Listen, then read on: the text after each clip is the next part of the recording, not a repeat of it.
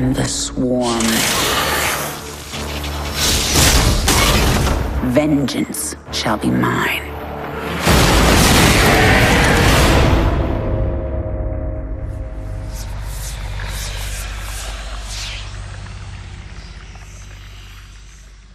Ladies and gents, welcome back to AusGamers. You are here once again with Stephen Farrelly.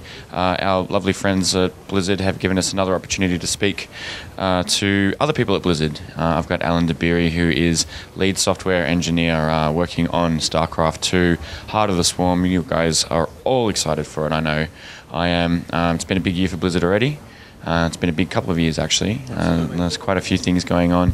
But, you know, I mean, maybe to get a bit of a taste for who you are and where you stand on this particular project, let's run through an Alan Dabiri day-to-day. Sure. So, yeah, I'm a lead software engineer on the StarCraft II team, and I'm kind of running the online and UI teams. So basically what that means is anything that interacts with the Battle.net service or anything that basically the user sees when they're interacting with the game in terms of the user interface. So we're working on a bunch of new cool features for Heart of the Swarm, both for the Battle.net service and for just UI features in general as well. So you're like the first, I mean, you're the first wave, you're the first thing that anyone comes into contact with in the game, which means that you're basically the first person that gets complained at as well when somebody doesn't like something. Can you run us through the kind of finding that middle ground for yourselves where usability is kind of more key to, you know, maybe with some of the more complex systems that people are probably asking for, or you know, just old fan favorites that people, you know, don't realize are kind of streamlined into something else now? Yeah, it is a bit of a struggle. We get a lot of feedback from players, and so we got to try to listen to what they're saying and what our direction is as well, and figure out that middle ground. Some things they want don't actually work into the new way that things work, but most of the time it actually aligns well. So, like for example, some of the new features we're adding, one of them is multiplayer replays, which is a big feature that a lot of fans have asked for, and we ourselves have wanted, and we didn't have a chance to get into the initial game. So that's a feature where now you'll be able to watch replays with your friends, where right now you can only watch them by yourself. And then since we're adding that, another cool aspect that we're going to throw in as well is a basically resume from replay feature, which kind of opens up a lot of cool functionality. You can essentially be watching a replay with your friend and then decide to kind of just say, you know what, right here at this point, we're going to punch in and we're going to start playing this game now. So even if you've completed the game before, you can go back into that point. Really? Yeah, it's a really cool feature where it opens up all kinds of new scenarios. Like you can do what-if type things. Maybe you just got done with the game and your friend was talking smack to you about how he did this good or that good. And you said, well, if I had done this, I would have done better. Now you can go to that point and say, okay, you know what, let's try it. Let's replay this from this point. Also opens up some really cool stuff with pro games. You could be watching a replay of, like, you know, Marine King against Nest T and some really awesome game. Well, now you can jump in at a certain point and actually play for them at a certain point. So, and then it has a really cool aspect to it as well for esports, where if for some reason a tournament game didn't succeed or it failed for some reason, either the computer crashed or, you know, the monitor shut off or whatever it might have been, now they can actually resume that game from the point. So it's a really cool feature. Was that like from the fans, or did you guys kind of come up with that one internally? So it's a feature that we've been actually looking at for a while that we've wanted to do. We just haven't had a chance to do it yet. So it's something we've wanted to do. The fans have also been mentioning it as well. So I think everyone wants it. Yeah. Mm-hmm. So let's talk about some of the bigger additions that you've done this time around. I mean, one of the things that came out of the presentation earlier was nothing is set in stone yet. Anything can change. There's artwork and characters and skins and everything that exist but that we'll never see. So, but from the standpoint of where you're at right now and moving forward, like from a confidence level, can you talk about some of the main changes? Sure. So one of the key reasons why we're showing this now and we have our beta coming up is that we feel, you know, fairly good about where we are, but we're not positive, and so we want to get that feedback from players. So I think in terms of the features that we're going to deliver and the general unit compositions, we're heading in a right direction, and we're solidly there. We have our beta coming up pretty soon here.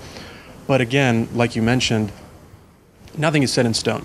If we go out to beta and everyone tells us, hey, look, this particular unit you guys did or this ability you guys did, it just doesn't work, and here's why, we're gonna tweak it. And so just like with Wings of Liberty, there were major changes during the beta. We added abilities, removed abilities, tweaked numbers, and that's the whole point of the beta. We do our best job internally. We get feedback from pro gamers. We get feedback from other players. But then when we go to beta, we have such a broad cross-section of players where we can really get some good numbers and decide what we ultimately want in the game. Now you talk about that, like you work directly on BattleNet integrations, things like that. What's like since Wings of Liberty? What's changed there for you guys? What have been some of the shortcomings that you've come across that maybe people don't really actually know exist, and what sort of processes have you guys gone to change that? Because I know it's an ever-evolving process. People, once again, there's a lot of people that complain about certain things, but it seems like you guys are always in those forums and fighting for the right information and the key stuff to change those things for the better. Yeah, absolutely. I mean, myself personally, the whole team, we read all the same forums and community websites that everyone posts on, and so we hear what people say, and a lot of it is probably stuff that we're thinking ourselves, yeah, actually we could improve this. And for whatever reason, either we didn't manage to get it in time for Wings of Liberty, or maybe it just wasn't planned yet, or whatever it might have been. So definitely from the BattleNet side, it's kind of, at this point, there's a very gray line between what is BattleNet and what is StarCraft II. We have such tight integration with our online service that, like, even the thing I just described about multiplayer replays, that's a game feature, but it's also a BattleNet feature. But some other things that we're adding that will also improve the social aspects of the game is clans and group support. And so this is something that we had this in Warcraft 3 in the expansion, the Frozen Throne. And we didn't have a chance to get it in for Wings of Liberty, so we know the community wants it, we want it, and so we're going to get it in around the Heart of the Swarm timeframe. But we decided, let's go a step further. Rather than just giving the same kind of clan support they had in the past, we've expanded it to even be like this group concept, where really it can be used beyond just clans. Now you can have social groups form these connections and play games together, whether it's like a barcraft, you want to advertise you're having your event, everyone get together. Maybe it's some kind of a community personality like Day 9, who people are interested in following him, so they join the Day 9 group or whatever it might be. So it gives both from the competitive side and then just the casual social side, people who are interested in just arcade maps maybe. Yeah. So just on that, actually, that's a really good place to go, because I'm going to profess to not be like the best StarCraft player in the world or anything like that. I'm not. I know the series and I've been playing it and I really enjoy it, but I'm not high level. So from a UI perspective, some stuff does come across as a little bit complicated for people that are coming into it for the first time. How do you guys approach that and keeping that high level integration for the top players as well? Yeah, that's a constant struggle.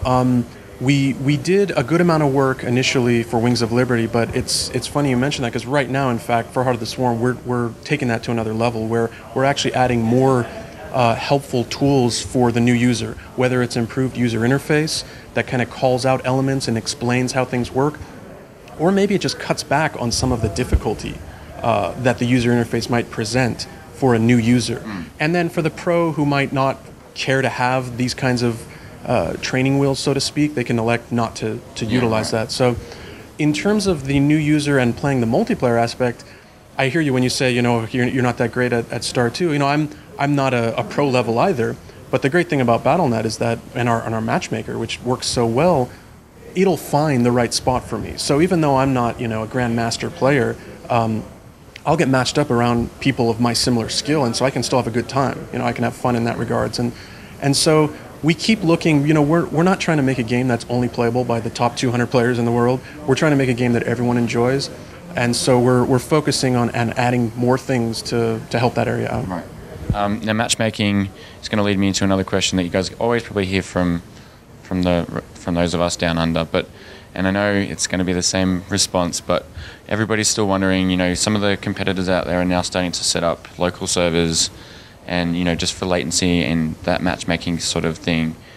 Is it still on the agenda? Is it still a moot point? Like, where do we stand with the local server situation?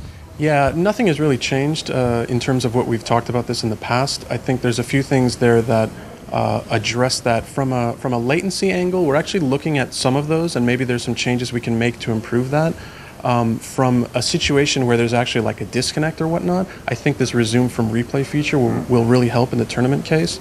But beyond that, we continue to look. We're always investigating and finding out ways to improve the service and latency and whatnot. But at the end of the day, there are some things that are out of our control. Right.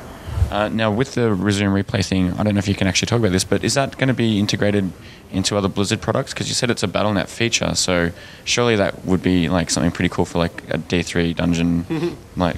Sure. It's while I say it's integrated with BattleNet, it is a Star 2 specific thing. We're writing this for Star 2, so it doesn't translate perfectly. Like we wouldn't just be able to drop this into other games, but yeah.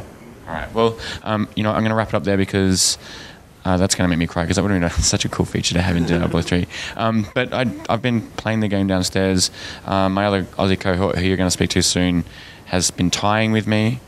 But I'm going to beat him. But yeah, like I really like the new units. I really like the feel of the game. So yeah, awesome. Awesome. Thank you very much. All right. Thanks very much. Cheers.